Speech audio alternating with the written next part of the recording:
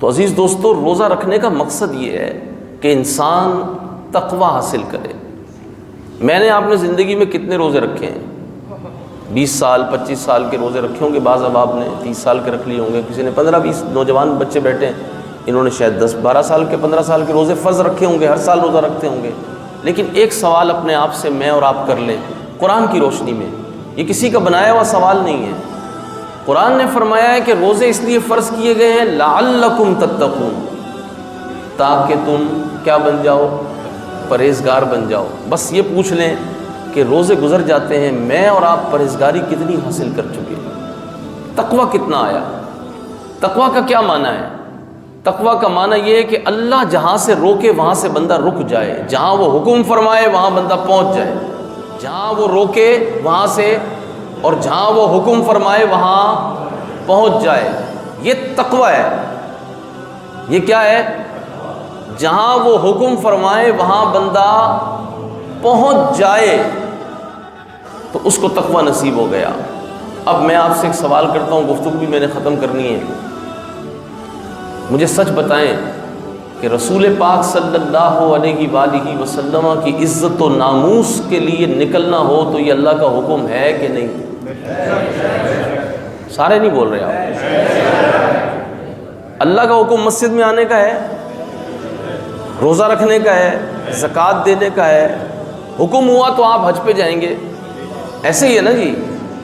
آپ ہزاروں میل کا سفر کر کے لاکھوں روپے خرچ کر کے جائیں گے، کیوں؟ کوئی آپ سے پوچھے آپ کیوں آئے مکہ شریف، آپ کہیں گے جی اللہ کا حکم ہے۔ تو یہ یاد رکھیں کہ بیت اللہ شریف، بیت اللہ، کعبۃ اللہ ہوا ہی حضور کے رخ زیبا کی تجلی کی وجہ سے۔ اگر آپ کعبے کی طرف منہ کرتے ہیں تو رسول اللہ کے رخ انور کی وجہ سے کرتے ہیں، ورنہ کعبہ کعبہ نہیں ہوتا۔ اگر آپ یہ 5 وقت سجدے کرتے ہیں تو حضور کی وجہ سے کرتے ہیں۔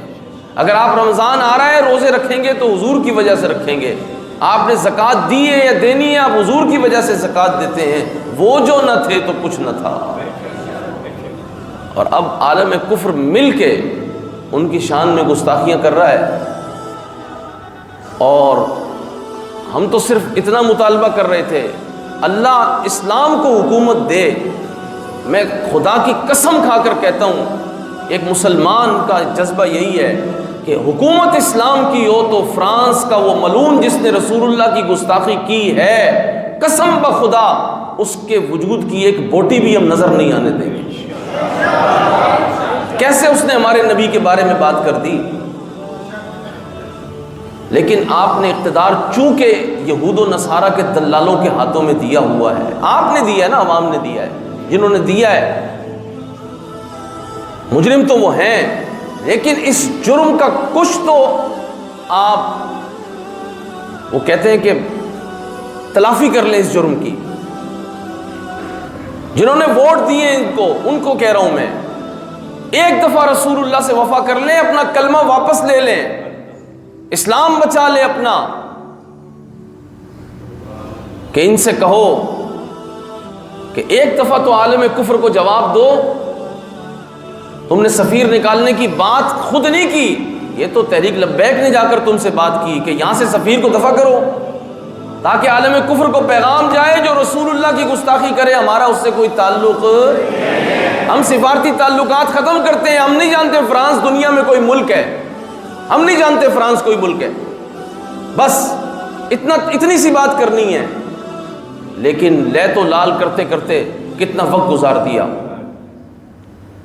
اب روزے آ گئے، ہم نے انہیں کہا ہے سفیر نکال دو، ورنہ ہمارے پاس ایک کمزور بندے کی حیثیت سے اتنا اختیار ضرور ہے کہ یہ جان ہے اور یہ جان ہے، ہم رسول اللہ کی عزت کے لیے نکلیں گے۔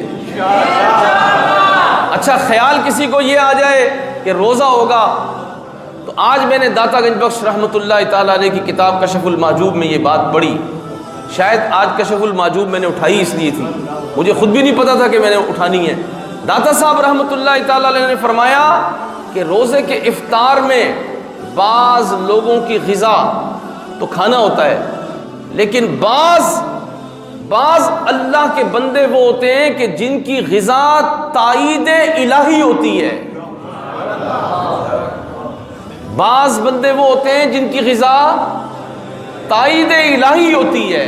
تو یہ مسئلہ ہمارا داتا صاحب نے حل کیا ہوا ہے کہ جب رسول اللہ کی عزت و ناموس کا مسئلہ ہوگا اور انشاءاللہ تعالی 20 اپریل سے پہلے اگر سفیر ملک بدر نہیں ہوتا، وہ معاہدہ جو ان سے طے ہے، اگر یہ نہیں نکالتے سفیر، تو ہمارے پاس اتنا اختیار تو ہے نا کہ ہم روزہ رکھ کے حضور کی عزت و ناموس کے لیے جائیں گے.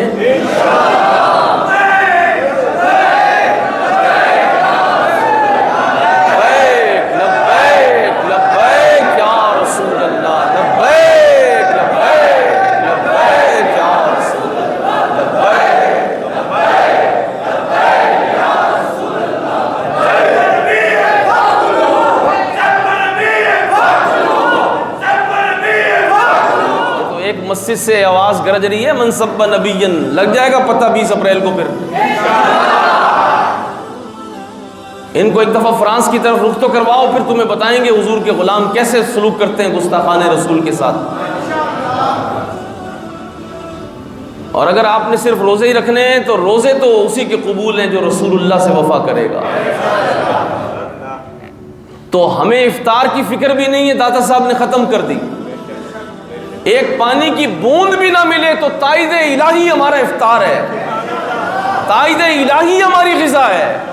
ہمیں اللہ کی مدد و نصرت نصیب ہوگی، اور یہ مدد و نصرت انشاءاللہ مسلمانوں کا مقدر ہے. پاکستان کے حالات بدلنے والے ہیں ضرور انشاءاللہ، کیونکہ اس کی مٹی میں مسلمان بیٹیوں کا خون شامل ہے، اس کی مٹی میں مسلمان بیٹیوں کی عفت شامل ہے. لا الہ الا اللہ محمد الرسول اللہ. پاکستان کا مطلب کیا؟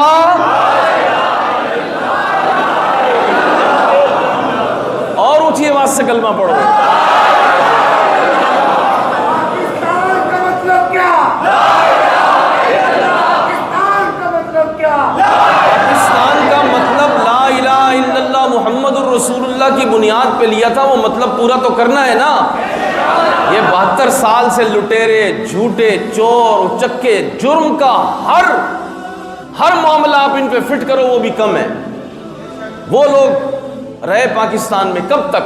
آخر کب تک؟ اب تو انشاءاللہ. اور پاکستان کے حالات کب بدلیں گے؟ جب فرانس کا سفیر بھی نکلے گا اور ہر گستاخ رسول کا تعاقب ہوگا. لوگ کہتے ہیں دنیا سے تعلقات ٹوٹ جائیں گے، ہم کہتے ہیں دنیا سے نہیں، سارے عالمین سے تعلقات ٹوٹ جائیں، صرف حضور سے تعلق باقی رہنا چاہیے. سارے جہاں فنا ہو جائیں، سیکنڈ کے کروڑویں حصے کے اندر ہمارا تعلق رسول اللہ سے قائم رہنا چاہیے. ہم نے آگ لگانی ہے جہانوں کو، ہم نے آگ لگانی ہے دنیا کے تعلقات کو. پاکستان رسول اللہ کی وجہ سے ہے، ہم رسول اللہ کی وجہ سے ہیں، ہماری حیثیت رسول اللہ کی وجہ سے ہے. تو ہم نے پاکستان کو بچانا ہے حضور علیہ الصلوۃ والسلام کے گستاخوں سے بدلہ لے کے.